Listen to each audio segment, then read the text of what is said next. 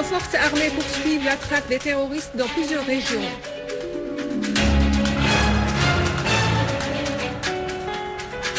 L'occupant israélien mène ses raids ininterrompus sur Gaza.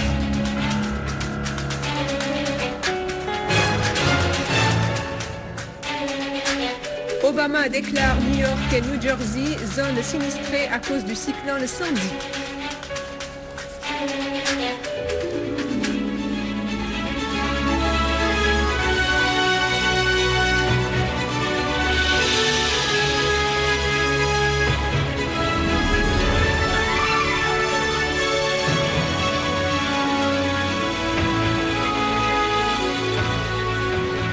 Bonjour, après les titres, voici notre journal.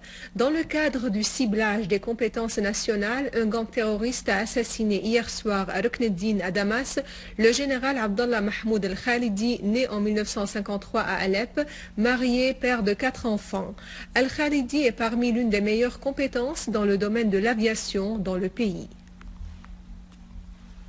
Un détachement de nos forces armées s'est accroché avec un gang terroriste qui commettait des actes de sabotage et d'agression sur les routes en terrorisant les citoyens dans la zone d'Al-Mriya, dans la banlieue de Deir ez-Zor. Selon une source responsable, nos forces armées ont récupéré une mitrailleuse de type BKC et un pick-up.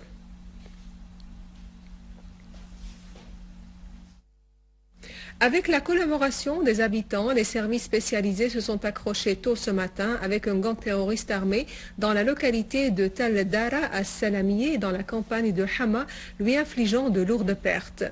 Les membres de ce groupe terroriste qui se déplaçaient dans cette voiture, dont une partie est équipée de mitrailleuses Douchka, avaient voulu entrer à Tal Dara pour y perpétrer des agressions. Le correspondant de la télévision à Alep a indiqué que les deux localités de Sleiman Halabi et de Tajmil Sleiman Halabi ont été proclamées zones sécurisées après que des groupes terroristes armés infiltrés du côté sud de la ville aient été liquidés et pourchassés par les forces de l'armée arabe syrienne.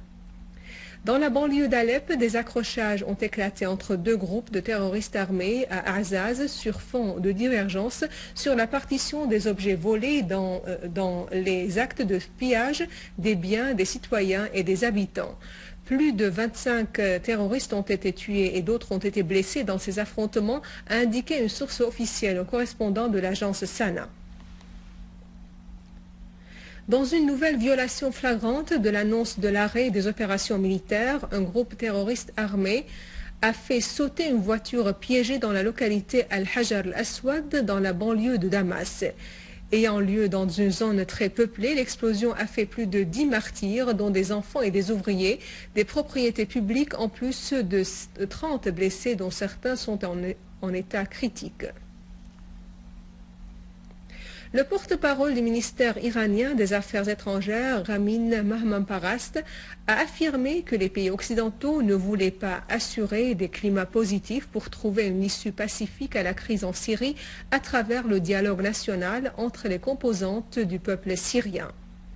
Dans une conférence de presse tenue aujourd'hui à Téhéran, Mahmanparast a fait noter que les outils de ces pays commettent des actes terroristes en Syrie et que les pays étrangers ayant leurs propres objectifs dans la région du Moyen-Orient cherchaient à mettre en échec les efforts des deux émissaires onusiens en Syrie, Kofi Annan et Akhdar Brahimi. Ce qui devrait être réalisé en Syrie, ce sont les réformes auxquelles aspire le peuple syrien, a souligné Mahmanparast, ajoutant que cela ne se fait que par le peuple syrien lui-même et à travers des mécanismes nationaux loin de toute ingérence étrangère dans les affaires de la Syrie.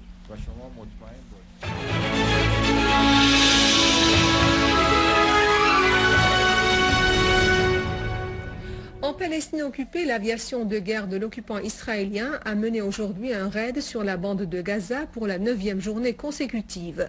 En effet, un nouveau raid a été mené en ciblant des maisons des Palestiniens et leurs terres agricoles à Abbassan, Al-Kabira à l'est de Khan Younes. En outre, son artillerie a pilonné le sud de la bande. À noter que 10 Palestiniens ont péri dans ces raids et au moins 15 autres ont été blessés, dont la majorité sont dans un état grave. Le président américain Barack Obama a décrété ce matin l'état de catastrophe majeure dans les deux États de New York et de New Jersey après le passage du cyclone Sandy qui a violemment balayé la côte et les États-Unis. La côte est des États-Unis. Inondant une large partie de Manhattan, le cyclone Sandy a fait au moins 17 morts alors que près de 400 000 personnes ont été évacuées dans plusieurs régions. Plusieurs quartiers de New York et des stations de métro ont été inondés et une partie de la ville s'est plongée dans le noir. Les zones côtières très peuplées du New Jersey et du Connecticut ont été ravagées par les eaux.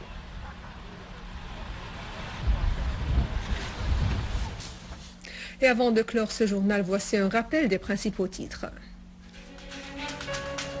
Nos forces armées poursuivent la traque des terroristes dans plusieurs régions. L'occupant israélien mène des raids ininterrompus sur Gaza.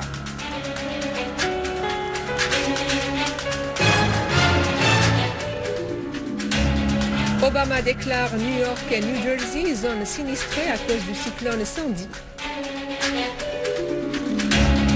Ainsi s'achève notre journal. Je vous remercie de l'avoir suivi. Passez une très bonne journée sur notre chaîne. Au revoir.